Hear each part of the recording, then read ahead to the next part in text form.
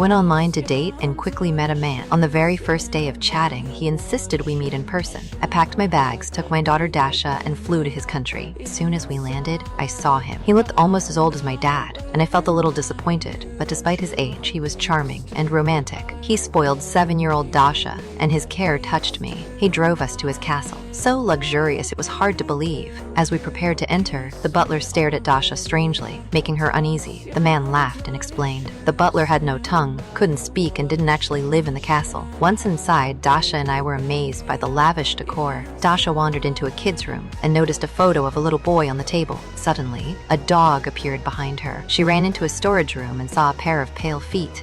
She looked up and a ghostly face appeared.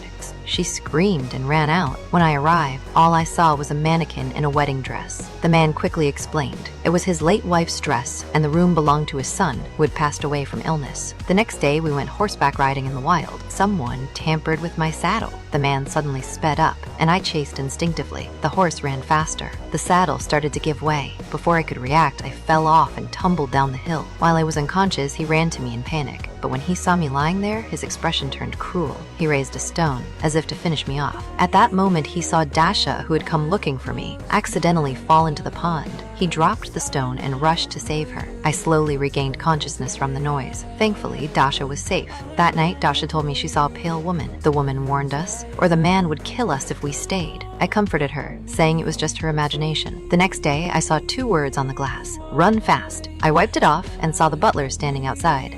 He just looked at me, then walked toward the stables. I followed. Stable. I saw yesterday's saddle. The broken parts were cleanly cut, clearly tampered with on purpose. I asked the butler why he warned me. He widened his eyes but said nothing. When I mentioned the man, his face changed and he walked away. I was confused, so I went back to the kitchen. Dasha came to tell me. He came into my room last night. What did he do? He sat next to me, and he touched me.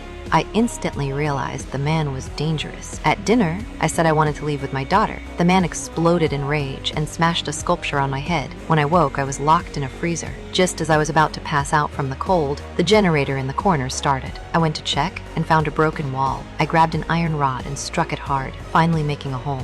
Behind it was a narrow tunnel. I crawled through and emerged in another room through the floor. I grabbed a rifle and confronted the man, demanding he hand over my daughter. He pressed the gun to his head, smirking, saying, "I wouldn't shoot." My hands shook, and I couldn't pull the trigger. Snatched the gun and shot at my hands. When I woke again, I was in a hospital bed. He walked in with flowers, fake smile on his face. My hands had only 3 fingers left. Seeing me helpless, he pushed me to another room. I saw my daughter in bed, and behind the curtain, a little boy. His son, he explained. His son was born with a serious illness and needed a child of the same age for a transplant. I was horrified and powerless, but what came next was even more devastating.